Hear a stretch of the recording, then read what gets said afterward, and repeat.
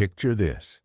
It's 1963, and you're dropping a letter in the mailbox. Maybe it's to a friend, maybe to a political organization you support, maybe just a birthday card. You seal the envelope, drop it in that familiar blue box, and walk away. What you don't know is that before your letter reaches its destination, it will pass through the hands of government agents who will photograph it, catalog who you're writing to, and add that information to a secret file with your name on it. This wasn't some dystopian novel. This was America during the Civil Rights Movement, when the U.S. Post Office became a surveillance apparatus that quietly tracked activists, recorded their correspondence, and helped build dossiers on people fighting for basic human rights. The mail, that boring, everyday system we barely think about, was weaponized into one of the most invasive tools the government used to spy on its own citizens. Today, we're diving into a story that shows how surveillance doesn't need to be dramatic or high-tech to be dangerous. Sometimes it just needs to be mundane enough that no one's paying attention. Let's start in 1952 in a nondescript building near the Jamaica Post Office in New York City. Inside, CIA agents were conducting what they called Operation HTLINGUAL. The name sounds bureaucratic, forgettable, exactly what they wanted. But what they were actually doing was opening your mail. HTLINGUAL began as a Cold War program targeting correspondence between the United States and the Soviet Union. The CIA convinced postal officials to allow them access to mail before delivery. At first, they just photographed the outside of envelopes, recording who was writing to whom. They called this a mail cover, a surveillance technique where postal workers copy down the sender's name, the recipient's address, the postmark, any identifying information visible without opening anything. But photographing envelopes wasn't enough. Soon, CIA agents were steaming open letters, reading the contents, photographing pages, then carefully resealing them and sending them on their way. They developed an entire training program to teach field officers the art of opening mail without detection. Beginners learned to soften glue with steam from a tea kettle, easing the flap open with narrow implements. Advanced operatives carried special briefcases containing ivory tools handmade for surreptitious mail opening. Between 1952 and 1973, the CIA examined 28 million letters under HTLINGUAL. They illegally opened 215,000 of them. That's not a small-scale operation. That's industrial surveillance, a massive apparatus designed to monitor correspondence on a scale most Americans couldn't imagine. And here's the thing. This was always illegal. The Supreme Court ruled back in 1878 in Ex parte Jackson that the Fourth Amendment bars third parties from opening first-class mail without a warrant. The court reaffirmed this in 1970. Everyone involved knew it was illegal. A 1962 CIA memo from the Deputy Chief of Counterintelligence Staff warned that the program could lead to grave charges of criminal misuse of the mails. The solution? The memo said intelligence agencies must vigorously deny HTLINGUAL, which should be relatively easy to hush up. They weren't just breaking the law. They knew they were breaking the law, and they built the program around keeping it secret. Now, HTLINGUAL started with a focus on foreign intelligence, tracking correspondence with communist countries. But it didn't stay that way. As the civil rights movement gained momentum in the 1960s, the program's targets expanded.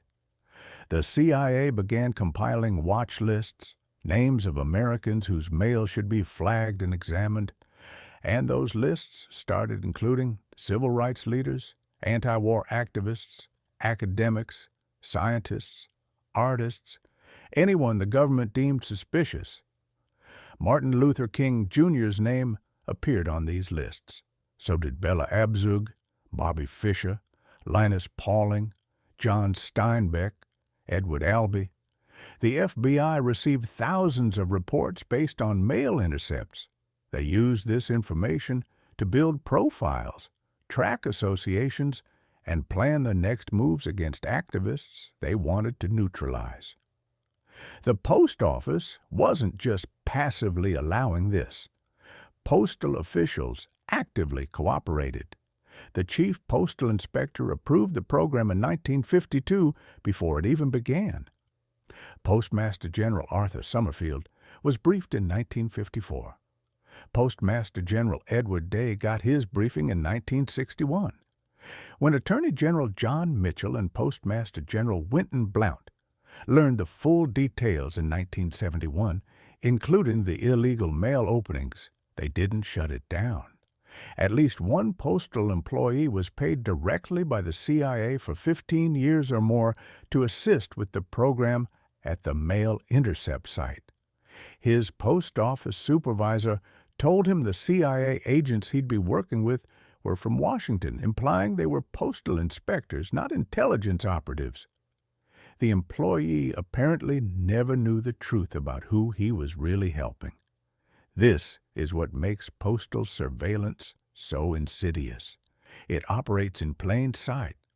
Mail sorting facilities are boring, bureaucratic places. Nobody thinks twice about what happens behind those walls. The system's ordinariness becomes its camouflage. But let's zoom in on the FBI's use of mail surveillance, because that's where the connection to civil rights leaders becomes crystal clear. The FBI ran its own parallel surveillance programs under the umbrella of COINTELPRO, the counterintelligence program that ran from 1956 to 1971. COINTELPRO's stated mission was to expose, disrupt, misdirect, discredit, or otherwise neutralize organizations and individuals deemed subversive. And who did the FBI consider subversive? Civil rights activists, anti-war protesters, women's rights organizers, environmental groups, anyone pushing for social change. J. Edgar Hoover, the FBI director for nearly 5 decades, was obsessed with the idea that communists had infiltrated the civil rights movement. There was never any evidence of this, but Hoover didn't need evidence. He needed a justification for surveillance, and the specter of communism provided it. Martin Luther King Jr. became one of Hoover's primary targets. The FBI began monitoring King in December 1955, when he was just 27 years old, during the Montgomery bus boycott. By 1962, they'd opened a major investigation into King in the Southern Christian Leadership Conference. The trigger? Stanley Levison, one of King's closest advisors, had previously worked as a financier for the Communist Party USA. The FBI claimed he was still active, though historical evidence suggests otherwise. Attorney General Robert Kennedy, under pressure from Hoover, authorized wiretaps on King's home and office phones in October 1963. The justification was always the same. They were investigating potential communist infiltration. But here's what's revealing. When the wiretaps produced no evidence of communist ties, they didn't end the surveillance. They expanded it. The FBI bugged King's hotel rooms. They recorded his private conversations, his extramarital activities, everything. They collected dirt, and then they weaponized it. They sent recordings to journalists, to church leaders, to government officials, anyone they thought might use the information to discredit King. And the mail played a central role in this harassment campaign. In November 1964, just weeks before King was scheduled to receive the Nobel Peace Prize, an anonymous package arrived at his address. Inside was a tape recording allegedly of King's sexual indiscretions, and a letter. The letter didn't have a clear author, but its message was unmistakable. It called King evil and fraudulent. It suggested he was done, that he had just 34 days before his reputation would be destroyed. King interpreted it correctly as encouraging him to commit suicide. Years later, a draft of the letter was found in FBI files. The Bureau had tried to drive one of America's most important civil rights leaders to take his own life. Mail surveillance enabled this. The FBI knew who was writing to King, who he was writing to, which organizations were corresponding with the Southern Christian Leadership Conference. Every envelope passing through the postal system became intelligence. The FBI could map networks, track relationships, identify supporters, and plan disruption campaigns based on something as simple as return addresses. According to a Senate committee that investigated these abuses in the 1970s, the impact of the FBI's efforts to discredit King and the civil rights movement was unquestionable. The committee found that rather than trying to discredit alleged communists who might be influencing King, the Bureau adopted the curious tactic of trying to discredit King himself. But King wasn't alone. The FBI's COINTELPRO program targeted a vast array of civil rights and activist organizations. The Black Panther Party, which FBI Director Hoover called the greatest threat to the internal security of the country in 1968, faced relentless surveillance and sabotage. The FBI used mail monitoring to spread false rumors, plant fake letters designed to create conflicts between different groups, and amplify tensions that sometimes led to violence.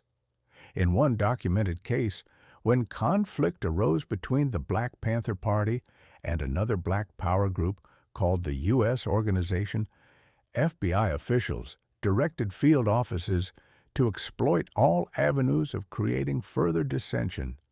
One imaginative suggestion involved sending a fake letter warning that one group planned to ambush leaders of the other. People died because of these tactics, all enabled by the FBI's ability to monitor and manipulate correspondence. The Student Nonviolent Coordinating Committee, feminist organizations, the National Lawyers Guild, environmental groups, they all faced similar treatment. The FBI compiled massive files, tracked who attended meetings, recorded who sent donations, and built cases that had nothing to do with criminal activity and everything to do with political suppression. Mail covers, those seemingly innocent records of envelope information, became building blocks for comprehensive dossiers. A Senate investigation later found that senators, in their May 2023 letter to the Chief Postal Inspector, expressed concern that seemingly unimportant details on mail covers could paint a revealing picture of a person's life, including associations, beliefs, and activities.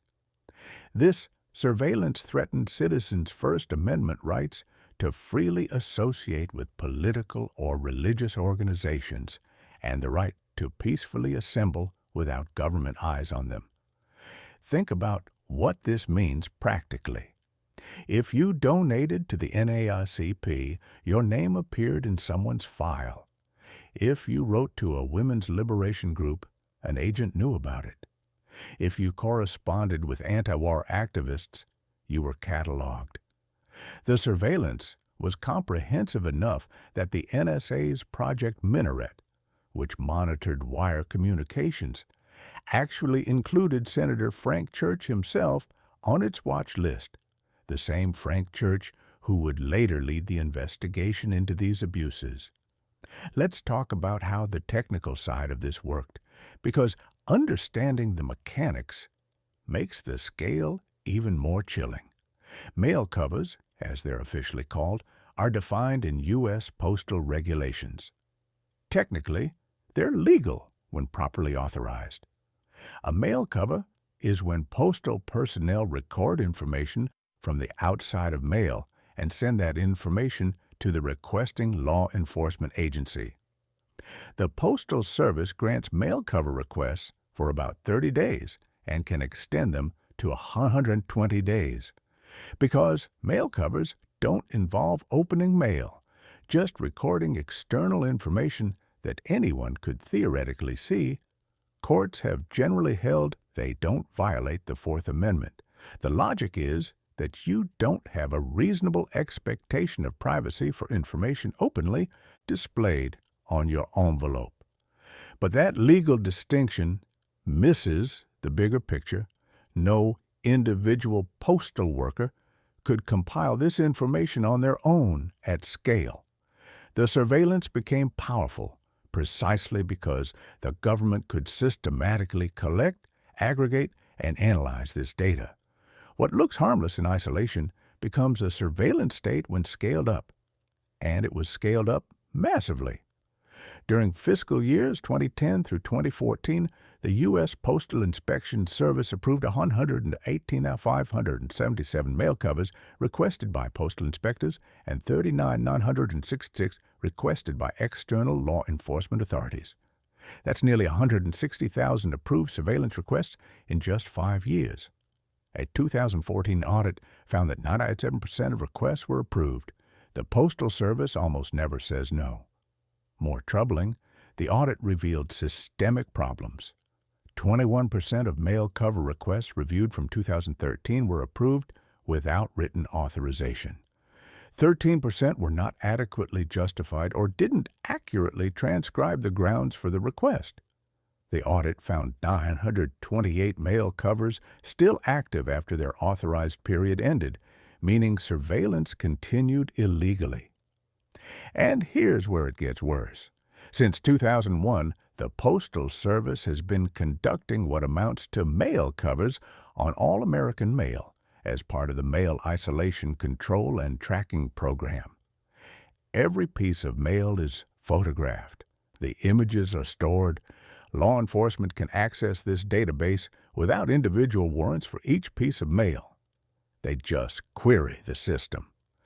Between 2015 and 2023, the U.S. Postal Inspection Service inspected over 312,000 letters and packages, capturing data on more than 60,000 requests from federal investigators and police.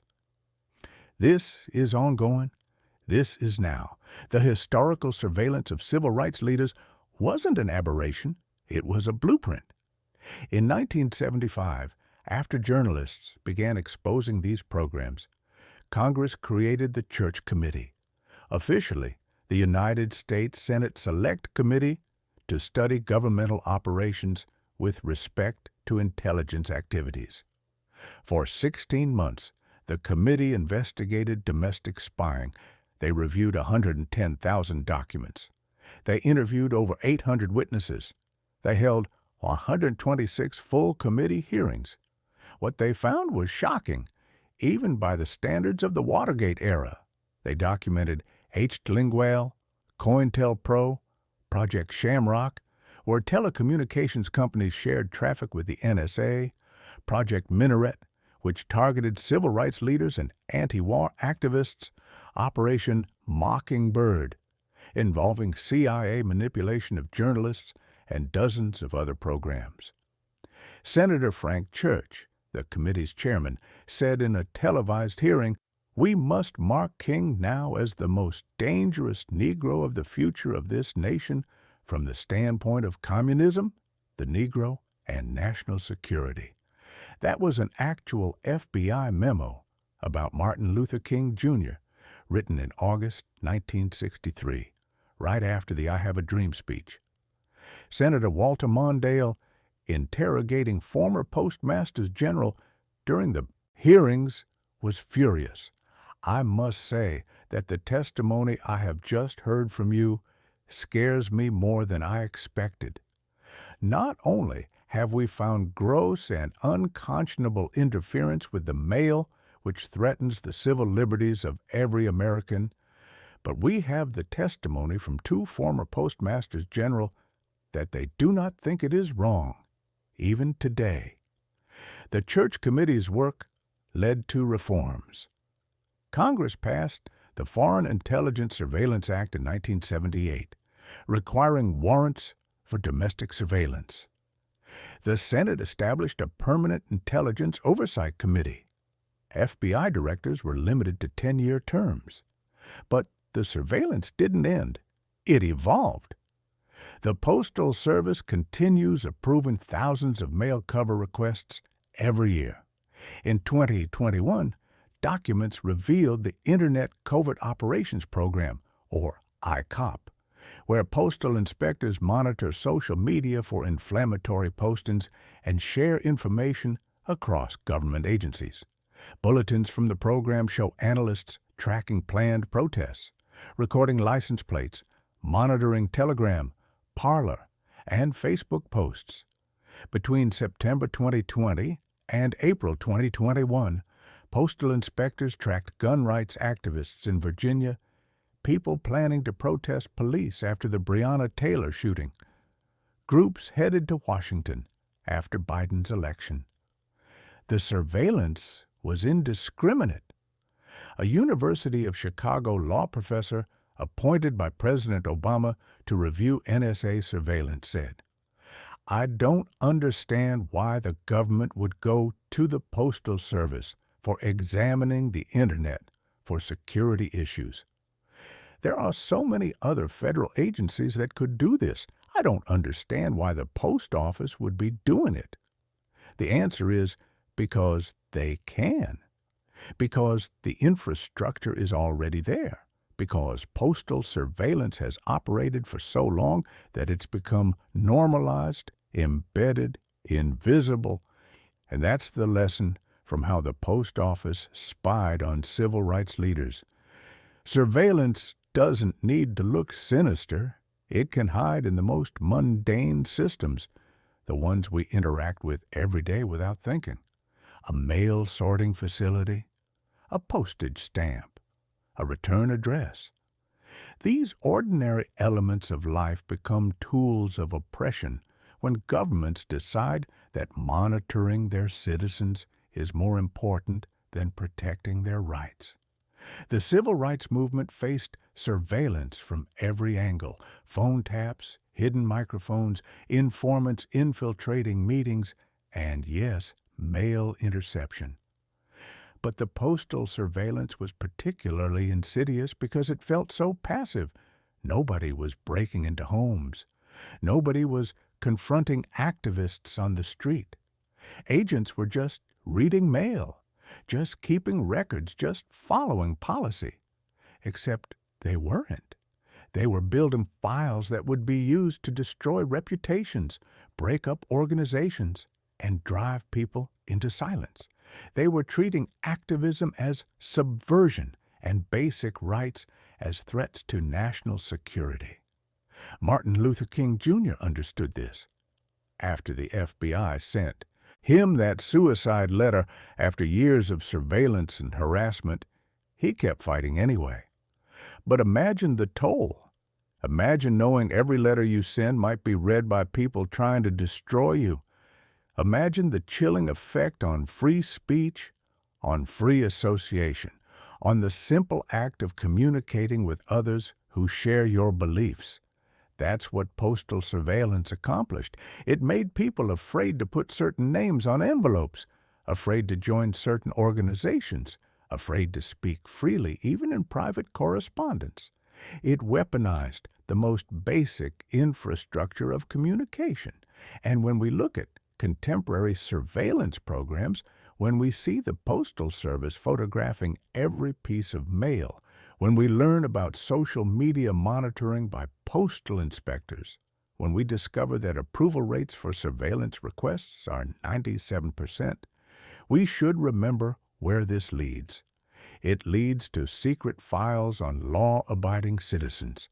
It leads to First Amendment rights being treated as security threats. It leads to people like Martin Luther King Jr., one of the greatest Americans in history, being targeted by his own government for the crime of demanding equality. The post office spying on civil rights leaders isn't ancient history. It's a template. The technology changes, the scale increases, but the fundamental dynamic remains the same.